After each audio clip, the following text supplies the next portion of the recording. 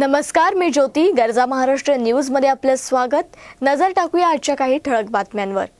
महाराष्ट्रातील पोलीस कर्मचाऱ्यांना स्वस्त कर्ज उपलब्ध करून देणार असल्याची माहिती मुख्यमंत्री देवेंद्र फडणवीस यांनी दिली आहे. मुख्यमंत्री म्हणाले की राज्यातील पोलिसांना घरे उपलब्ध करण्यासाठी सरकार विचार करत आहे. त्यांना स्वस्त दराने कर्ज देण्याचा सरकार विचार करत असून याआधी सरकारने पोलिसांच्या घरासाठी 298.67 कोटींचा निधी उपलब्ध केलाय. याप्रमाणे पोलीस गृहनिर्माण संस्थेनेही 500 कोटी रुपये उपलब्ध करून दिले आहेत. या घरांसाठी वाढीव 4 चटई क्षेत्राला मंजुरी देण्यात आली आहे, असा दावा मुख्यमंत्र्यांनी केलाय. आदित्य बिर्ला समूहाच्या कंपनीला तालबिरा 2 ही कोळसा खाण दिल्याप्रकरणी माजी पंतप्रधान मनमोहन सिंग यांना विशेष न्यायालयाने आरोपी म्हणून घोषित केलंय आणि त्याच कोळसा खाण वाटप गैरव्यवहार प्रकरणात सिंग यांनी कनिष्ठ न्यायालयाने आरोपी म्हणून बजावलेल्या समन्सला सर्वोच्च न्यायालयात आव्हान दिलंय. हिंदाल्कोला देण्यात आलेल्या खाणीसंदर्भात हे समन्स देण्यात आले होते. यूपीए सरकारच्या काळात गाजलेल्या कोळसा खाण वाटप गैरव्यवहारात माजी पंतप्रधान डॉक्टर मनमोहन सिंग यांना कनिष्ठ न्यायालयाने समन्स दिले होते. हे समन्स न्यायालयाने आरोपी म्हणून दिले होते.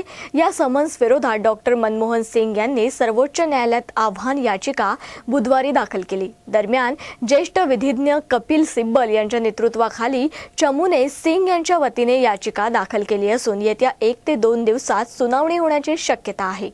मुंबई परिसरासाठीच्या MMRDAच्या धर्तीवर PMRDAची घोषणा मुख्यमंत्री देवेंद्र फडणवीस यांनी केली असून भूसंपादनासाठी चटई क्षेत्र निर्देशांक धोरण म्हणजेच TDR पॉलिसी निश्चित केली जाणार आहे.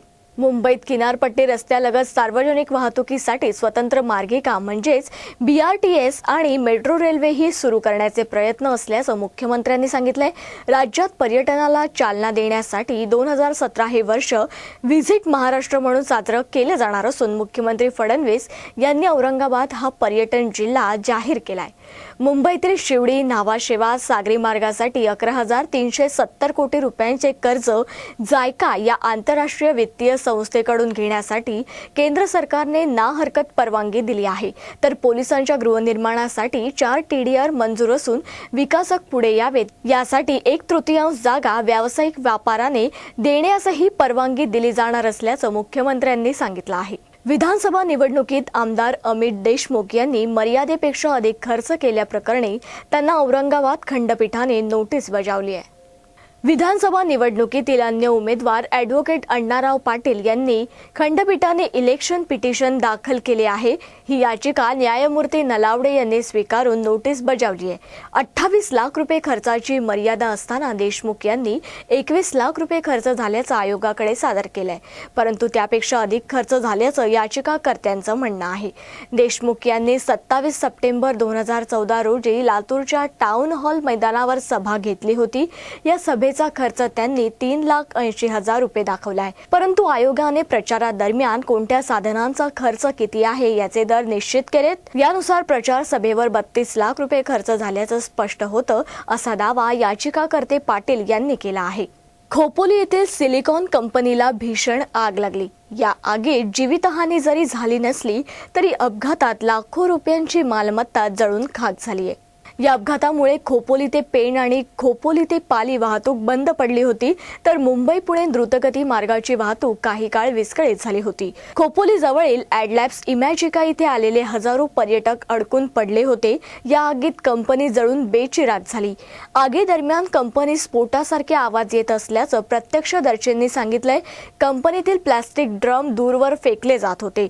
आगीचं नेमकं कारण अद्याप कळू शकलेलं नाही. पेण, रसायनिक, खोपोली, लोणावळा आणि कर्जत येथील अग्निशमन दलाचे 10 ते 12 बंब घटनास्थळी दाखल झाले होते. आगीवर नियंत्रण आणण्याचे प्रयत्न करत होते, मात्र रात्री उशिरापर्यंत आगीवर नियंत्रण मिळू शकलेलं नव्हतं. ATM मधून पाणी मिळण्याची एक अनोखी योजना उत्तर प्रदेशमध्ये राबवण्यात येत आहे. जर ही योजना यशस्वी ठरली तर लवकरच ATM मधून पाणी मिळणार आहे. मथुरेतील सोंख गाव हे सोन्याची खाण सापडल्याने प्रसिद्ध झाले आहे, मात्र गेल्या काही वर्षांपासून हे गाव पाणी टंचाईने त्रस्त आहे. या योजनेअंतर्गत बसवलेली मशीन ही जिल्ह्यातील अधिकाऱ्यांच्या माहितीनुसार पाणी शुद्ध करून RO युक्त असणारी उत्तर प्रदेशातील पहिली मशीन असणार आहे. या योजनेसाठी प्रत्येक कुटुंबांना एक प्रीपेड कार्ड उपलब्ध करून दिले जाईल. ATM मधून पाणी घेणाऱ्यांकडून प्रति लिटर 10 ते 20 पैसे घेतले जाणार आहेत. मात्र शालेय विद्यार्थ्यांना पाणी मोफत दिले जाणार आहे. दरम्यान ATM मधून पाणी देण्याच्या या योजनेचं 80% काम पूर्ण झालं असून येत्या पंधरवड्यात मशीन सुरू केली जाणार आहे. या मशीनमधून मिळणारं थंड पाणी शुद्ध आणि पिण्यायोग्य असणार आहे, असंही अधिकाऱ्यांनी सांगितलंय. बुलेटिनमध्ये इथेच थांबूया. तुम्ही पाहत राहा फक्त गरजा महाराष्ट्र न्यूज, सदैव आपल्यासोबत.